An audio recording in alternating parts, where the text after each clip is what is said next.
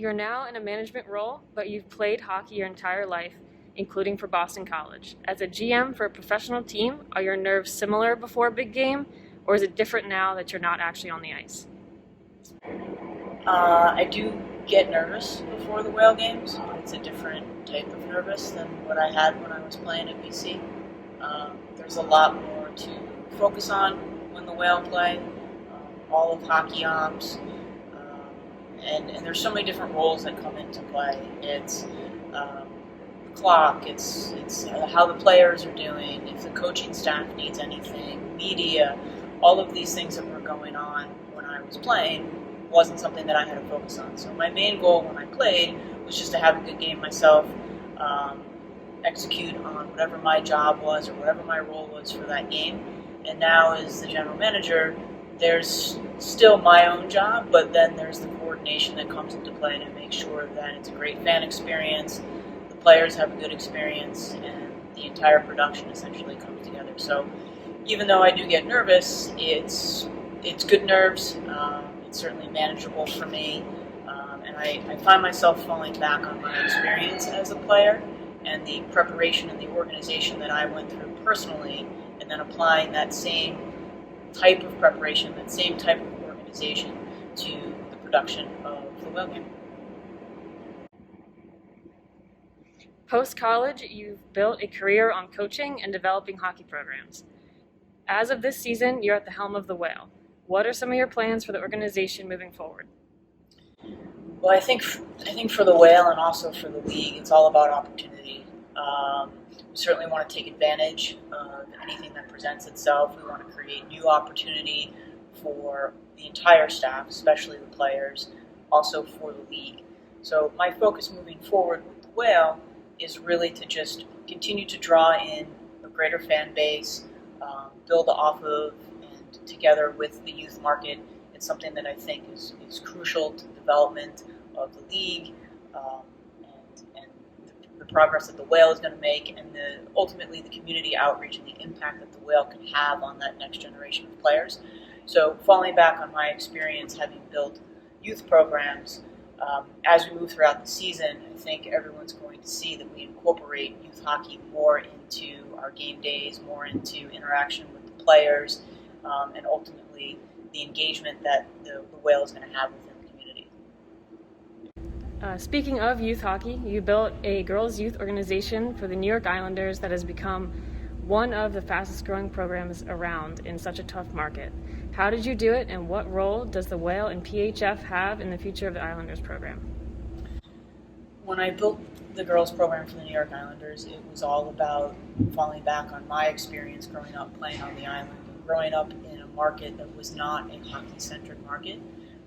Taking everything that I went through as a youth player, my path to playing college hockey, and understanding the drawbacks, the challenges that were in front of me, and ultimately what was lacking in that youth girls market on Long Island, and then creating a program that filled in all of those gaps. So whether it be our off-ice training, video review, college advising, sports psychology that's now being incorporated into the Islander program, understanding that those were all resources that I needed growing up and either didn't have or had, spread out through many different locations, bringing that all under one roof for the Islanders. I think that's why the program grew so quickly, because I was able to look back on my experience and say, this is what I needed. This, even though things worked out for me and I ended up playing D1 hockey, I do understand that luck was a big factor in it, and I wanted to eliminate that factor for the next generation. So I brought all of the components together into one program, and ultimately I think that's what made the program so attractive and made it grow so quickly. As it relates to the Whale, this is just another opportunity that I didn't have growing up. I didn't have a lot of female coaches. I certainly didn't have an organization that had a relationship with professional and college-level players. So again, it ties back to our ultimate mission of incorporating youth hockey into the Whale philosophy, leveraging the influence and the impact that the Whale players can have on that next generation, and really fusing not just the Islander program with the Whale, but all girls youth hockey in the area, particularly in the state of Connecticut, with the culture and the philosophy that we have moving forward with the Whale. Our Whale roster is made up of some veteran players, but there are a few rookies like Catherine Crawley out of UConn. How tough is it building camaraderie between veteran players and skaters just out of college? I don't think it's really that hard to build the camaraderie. I think it's something that happens organically. I think the culture that we have here at the Whale is one that is of hard work, very welcoming, very accepting, and that trickles down from the veteran players to the rookies. Certainly our move to Milford as our practice facility and establishing a great new locker room, it certainly helps bringing in the new players and ultimately creating that welcoming environment.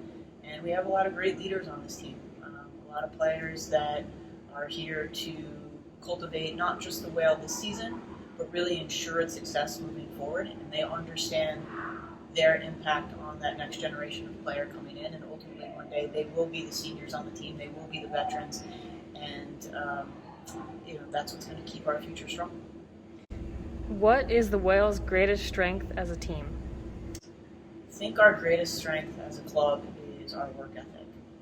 I've seen a couple games so far. I've seen the Whale come back from being down by a few goals. They just don't quit. And I know that they practice the same way. I know when they're outside of the club and they're doing their training in the summer, everything they do off season, it's hard work, not just as a team, but as individuals, and understanding that their personal work ethic ultimately will come together and contribute to the overall strength of the team. So it's certainly a philosophy that our coaches push, and it's one that's certainly embraced and accepted by every single player.